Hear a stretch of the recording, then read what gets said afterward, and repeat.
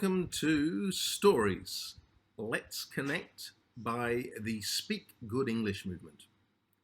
My name is Jon Gresham and I am a writer here in Singapore, and I've written this book of short stories, We Rose Up Slowly, published by Math Paper Press in 2015, which will go to its third printing later this year. Today I will be reading The Looker, which is a short story included in this anthology In Transit, published in 2016. So let's begin. The Looker. Senior Assistant Screening Officer Chandani Gill's job was to look at hand luggage and discern the contents of the human heart. Her task was to decide meaning from the washed-out, transparent shape of things. It was tedious work, and she had to tell herself gentle lies in order to get through each day. During the first few months on the job, she kidded herself that her gaze protected thousands of passengers at Changi Airport. And this deception compelled her to look at her monitor and keep on looking. She was like a goldfish sleeping. Chandani's supervisor, Mr. Tuan Yen Chow, liked process, order and analysis. He was an evangelical Christian, a caffeine tablet addict, and his breath stank. Mr. Tuan told her, "You must be vigilant. You're a watcher on the wall. You're an eagle looking to swoop, then kill." No matter how hard she tried, towards the end of each shift, Chandani found it difficult to keep her eyes open. She blinked and, with the tip of her tongue, stroked the roof of her mouth, hoping this delicate sensation would stop her from falling asleep.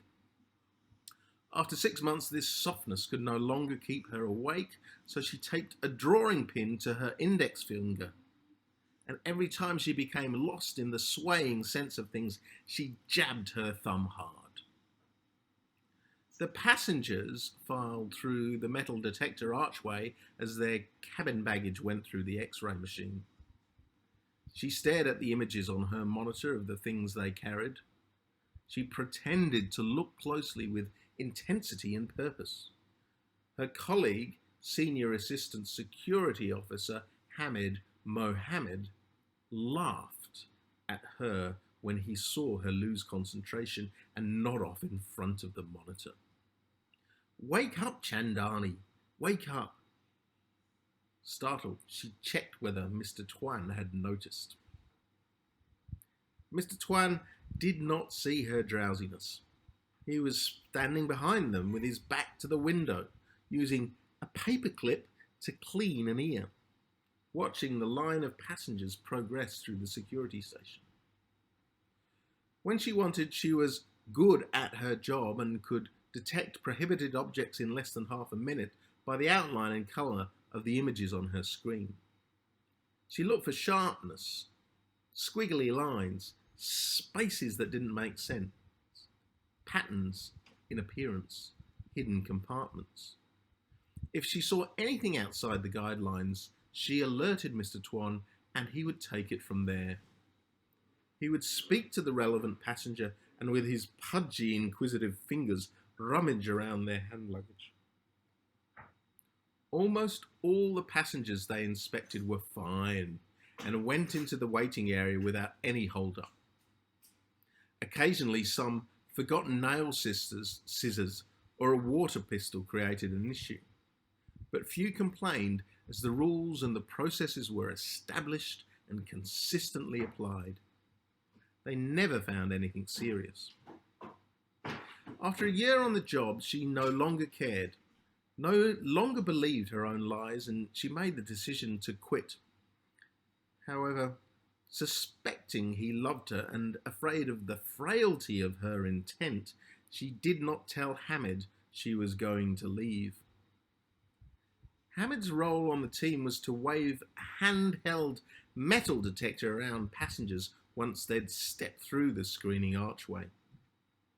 Chandani called him the wafter.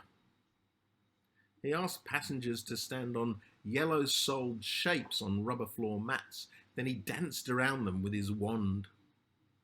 Hamid drew so close to people he could smell them, how much chili they put in their porridge, the number of days since they'd last changed their underwear, how recently they'd made love. Chandani laughed at him. You smell of other people. Bottle it up. Sell that scent. Screening by Tisco Security. Mr. Twan was not aware that as Hamid moved around the passengers, he placed tiny slips of paper in their pockets. Hamid confessed to Chandani that he'd written poems on these scraps. It's my thing sending out messages. I hope they're not just thrown away. I hope people read them. He always asked her to read his poetry, but she refused, not wishing to encourage him. Hamid and Chandani often worked consecutive shifts with only a short break in between. It was too late to go home and they were too tired to eat, so they tried to sleep beside each other on a piece of carpet at the back of Tisco Security's office at the airport. They hated their jobs on the screening team, but they both needed the money and lacked the qualifications for more fulfilling work. To amuse themselves, they talked of interesting things they would like to see in people's hand luggage. He wanted a rat. She wanted a self-aware prosthetic limb. Chandani thought Hamid complained about too many things, but did nothing, other than practice a hesitant, anonymous poetry. She thought he was one of those people whose life shrank as their dreams grew. Believing she was altogether like him, Hamid said, everyone else is coming and going, but you and I are staying put to watch the world fly by. She did not have the courage to tell Hamid she was going to leave. She would miss him, but she needed to escape. Otherwise, she was certain that one day she'd be discovered slumped, inanimate, against her monitor. She told Mr. Twan she was going to leave. Mr. Twan said, you can't leave, we're a team.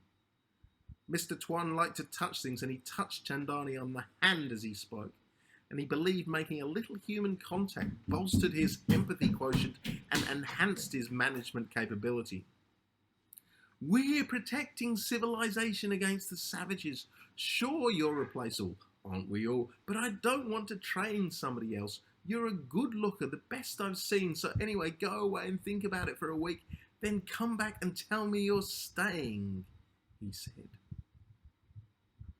She didn't want to go away and think about it. She knew what she wanted. She was fed up with everything, reduced to a beat, an outline and 3 colours, green, salmon pink and purple. She wanted to leave. Chandani seldom looked up from her monitor. She did so every hour or two to stretch her neck and let her eyes rest on something other than the mute glow of the screen. On a few occasions, Mr. Twan would ask her to leave her screen and examine a passenger's travel documents. At all times, she avoided looking at the passengers as much as she could. She didn't want to intrude. She wanted to return to her screen and watch the outline of objects people wanted to take on board. Hamid was different. It's important to look at people. People hide things, but they can't hide their faces. One day, Chandani glanced up at the queue and saw a neat, middle-aged man dressed in black with a small, trim goatee. She did not know why she looked up at that time and at that man. He held her attention because he appeared so composed and calm and assured. He was unlike the other passengers in the line. He wore a tailored black suit jacket over a hand-stitched black shirt with tan chinos and shiny English brogues. He carried a dark brown, soft leather calfskin overnight bag. He placed his bag on the conveyor belt and his phone in an orange plastic tray. The bag entered the X-ray machine and Chandani saw the outline of its contents. It took her only a moment to determine from the shapes and colours on her monitor that there were no prohibited items in his hand luggage. Only some neatly folded documents and wrapped in tissue, a light white summer dress and lingerie. The man in black smiled at Chandani, but she wasn't looking. She was focused on her screen and examining the outline of the next passenger's belongings. Do you want to find out what happens next in the looker? Stay tuned for part 2 in the next episode of Stories. Let's Connect.